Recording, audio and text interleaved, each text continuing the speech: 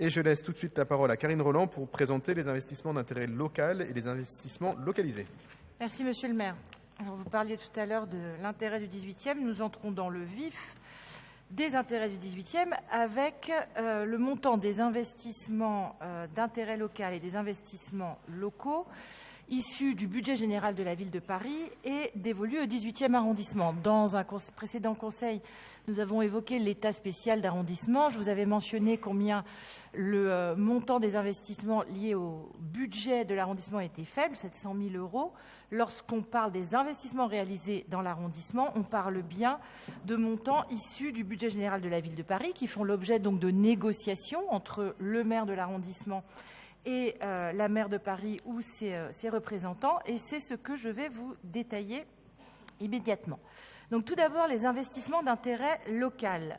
Leur affectation est librement décidée par le maire d'arrondissement dans la limite d'une enveloppe, de l'enveloppe impartie, et porte sur l'entretien des équipements de proximité, dont nous avons détaillé la liste lors du précédent conseil.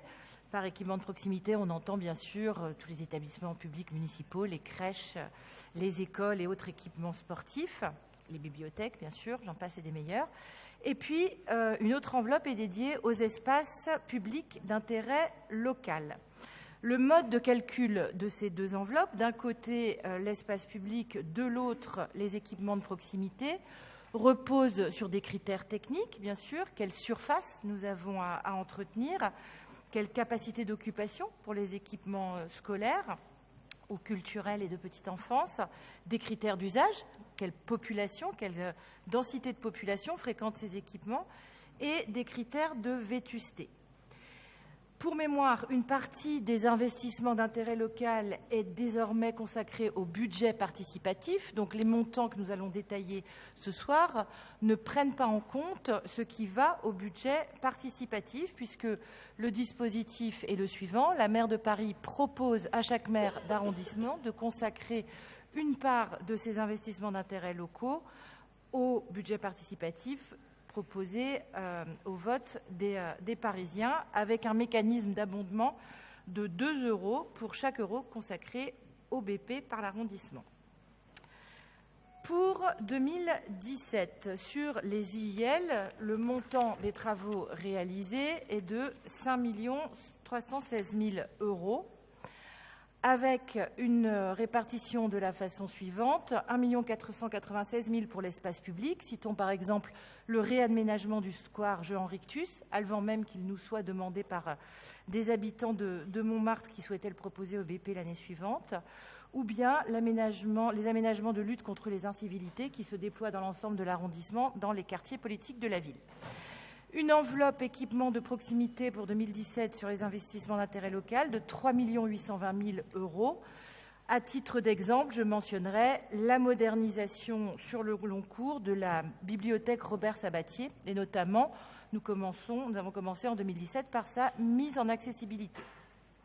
En 2018, toujours sur les investissements d'intérêt local, le montant dévolu à l'entretien de l'espace public sera de 1 283 888 €, avec une forte priorité donnée à la voirie. Et sur l'enveloppe équipement de proximité, 3 820 000 €. Citons des dépenses importantes au gymnase des Amiraux, à hauteur de 450 000 €, puisque l'isolation thermique sera totalement revue, ainsi que la réfection de l'éclairage. Deuxième enveloppe concernant nos investissements pris sur le budget général de la ville, les investissements localisés. Il s'agit là d'investissements pour une part décidés lors de l'élaboration de ce qu'on appelle le PIM, le plan d'investissement de la mandature.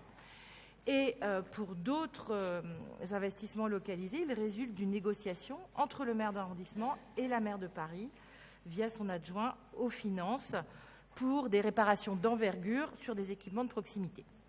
En 2017, les investissements localisés se sont élevés à 6 200 000 €, avec, à titre d'exemple, pour la DGS, des travaux en vue de la future piscine Béliard à hauteur de 500 000 €. Donc là, on est bien dans un équipement prévues au plan d'investissement de la mandature, ou bien à hauteur de 3 700 000 € des opérations d'aménagement sur la rue Marx-Dormois. 2017 toujours, sur ce que l'on appelle les autorisations de programme de type 2, donc des réparations d'envergure sur des équipements existants, l'école élémentaire Rouennais a vu sa terrasse modifiée pour en améliorer l'étanchéité. En 2018, au titre de la programmation à venir sur cette année, les autorisations de programme de type 1, donc issues du plan d'investissement de la mandature, se monteront à 3 934 000 €. Une grande majorité sera dévolue au passage de la Goutte d'Or à sa restructuration, sur lequel seront investis 3 millions d'euros. Et c'est bien sûr un projet de grande envergure. Et puis, citons aussi, au titre des autorisations de programme de type 2, donc dans des équipements, des réparations importantes, des travaux dans différents gymnases, Doudoville, Poissonnier ou au centre sportif Poissonnier. Je précise que cette présentation des IL et des IL est une nouveauté. Il nous semble important de vous la faire, cette présentation, puisqu'il s'agit évidemment de voir comment se déploient les investissements, vous l'avez compris, dans l'ensemble de l'arrondissement. Merci beaucoup, Karine, pour cette présentation. Est-ce qu'elle appelle, elle n'appelle pas de vote puisque c'est une communication, est-ce qu'elle appelle des commentaires? Non, mais je pense aussi que c'est... Oui, Philippe Dariula, un mot. Juste pour dire, parce qu'il faut quand même dire tout ce qu'on fait, que la terrasse de l'école Rouennais, ce n'est pas uniquement l'étanchéité, mais c'est un jardin qui a été construit sur l'étanchéité. Et voilà, c'est tout. Un jardin qui est aussi un projet pédagogique, puisqu'on essaye de lier investissement dans le matériel et intérêt pédagogique pour nos enfants.